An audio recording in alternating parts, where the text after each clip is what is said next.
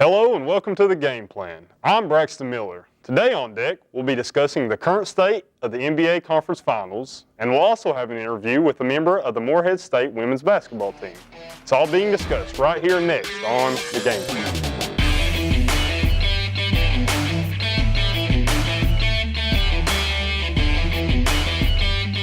With the NFL season underway, there is still a lot of discussion with the current landscape of the league. How are you guys feeling about the season so far? Well, to be honest with you guys, so much has happened in the midst of only 2 weeks. You have the injuries with Christian McCaffrey and Saquon Barkley already being out. With the Bucs, they've been a bit of a disappointment. They won their last game, but it was a bit of a lackluster. I think the main thing that we have to look at here is the quarterbacks that are absolutely showing out this season, with Lamar Jackson, not to mention Russell Wilson.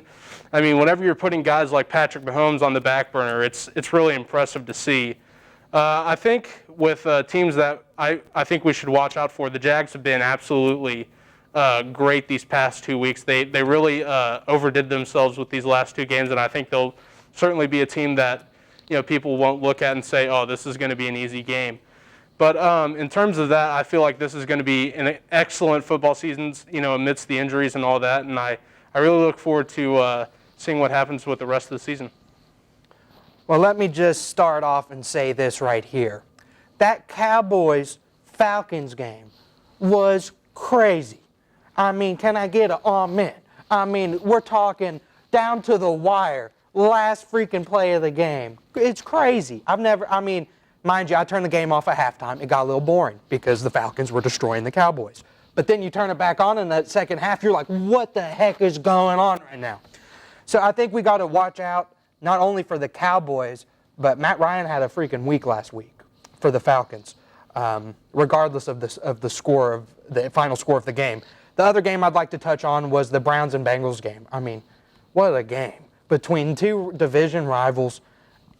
You can't ask for something better than that. Obviously, I wanted the Browns to win. For the past 2 seasons, I've made correct predictions that the Browns were going to finish with a better overall record than the Bengals, and they've proved me right 2 seasons in a row. I've not made that prediction this season because I am worried they might not do it.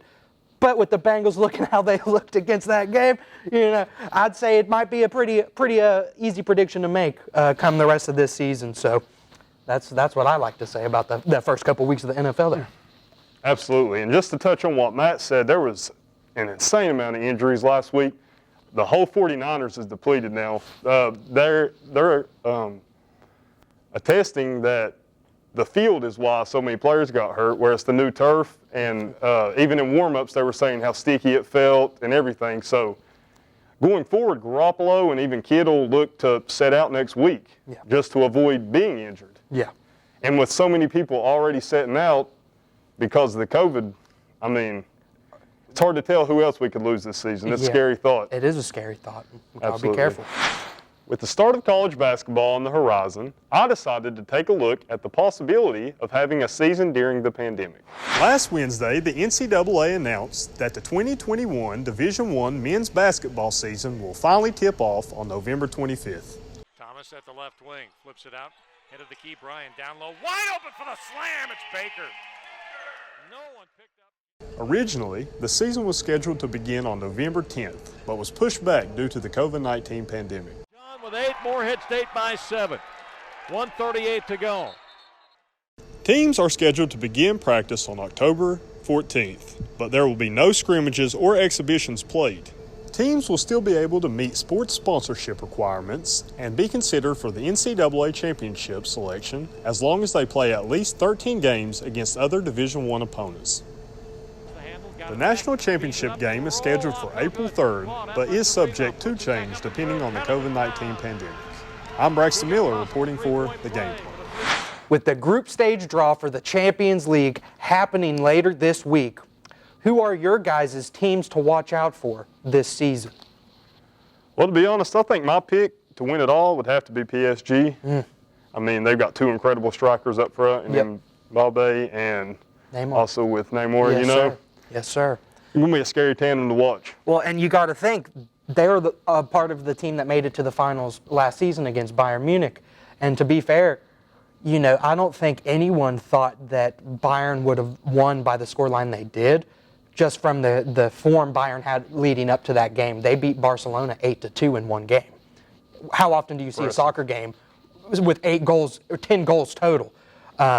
So that's for Bayern to beat Paris 1-0 in that final. I think Paris is going to come back with a vengeance. I'd have to agree they're definitely one of the bigger teams to watch out for this season. Absolutely. Yeah, for me, I'm going to have to go with the champions from last season. I'm definitely a big Bayern guy. I think with Lewandowski just completely going off like he did last season, should have won the Ballon d'Or. I feel like with him and Davies, they're just completely unstoppable, and I feel like they'll make another run to the championship again. I like PSG. I feel like they're good, but at the same time, there's just no stopping those front two up there. Well, you got to consider Bayern Munich didn't have the easiest road to the finals.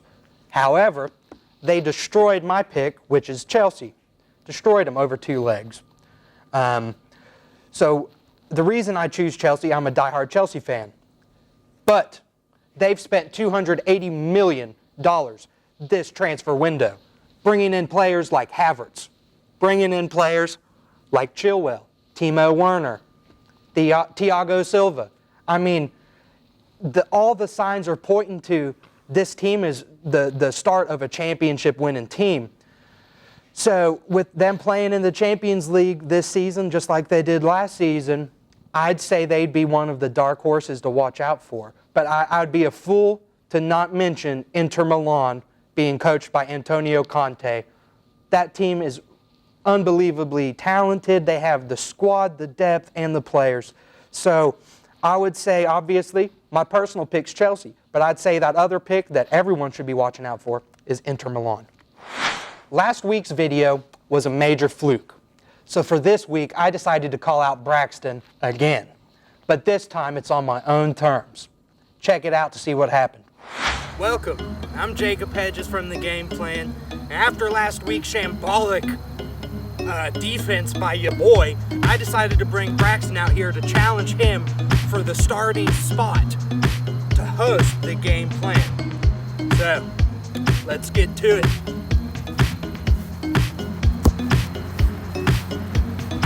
All right, best 2 of 3. We're each going to be in the goal while the other shoots, so we have a goalkeeper trying to block the shots. I want a clean, fair game. We're obviously already applying social distancing, so good luck. We're going to do a coin toss. Matt, our director, provided us with this beautiful quarter.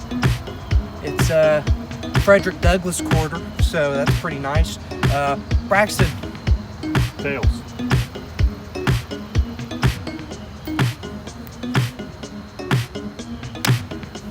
Heads.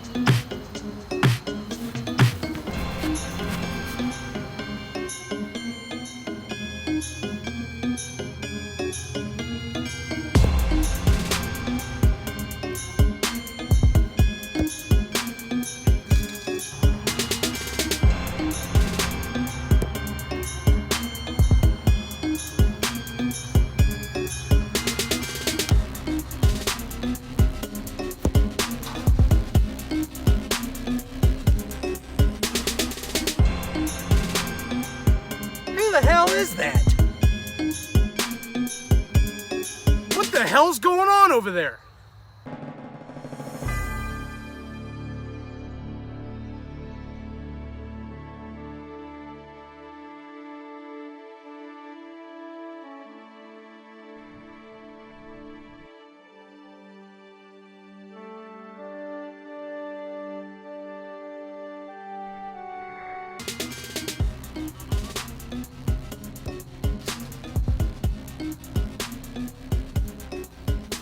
I'm hosting next week.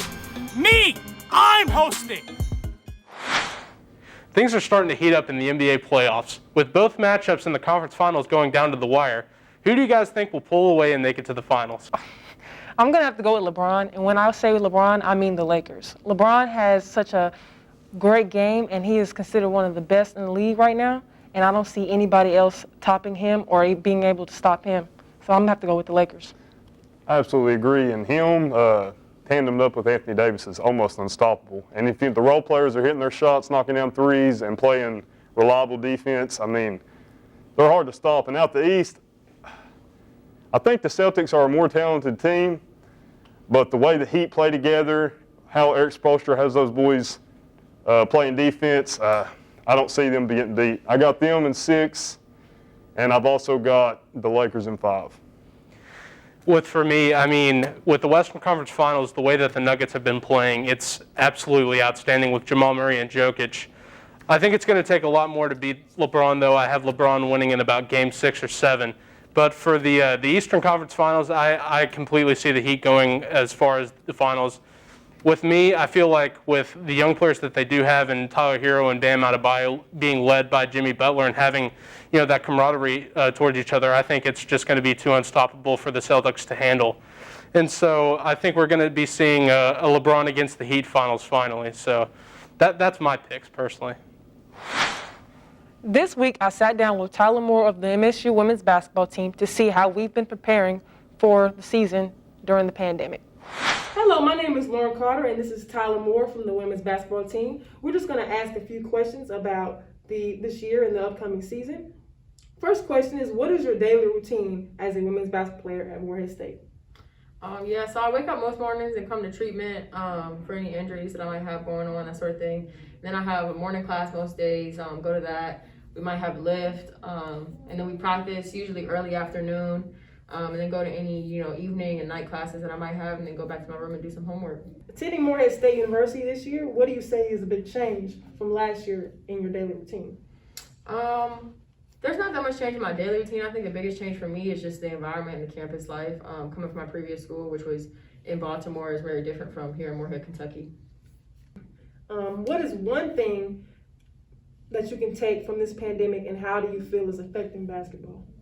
I think the biggest thing in question right now is whether we're going to have fans at our games. I mean, we already know that our season's starting later than what we're used to, but not having fans will really change the dynamics of the game and just the energy in the gym. How do you feel the team is adjusting to the new regulations because of COVID-19? I think we're, making good adjustments. The biggest thing so far is probably having to wear masks in workouts. That's pretty hard, breathing and stuff like that. But other than that, we're adjusting pretty well. Last question. What is one thing that you are excited about for the upcoming season? I think just playing with my teammates. I'm really excited about this team. We have a lot of talent, and our team gets along really well on and off the floor, so I think we're going to have a special year. Yeah, I can't wait, too. Thank you for joining us here on the Game Plan. I'm Braxton Miller. We'll see you next week.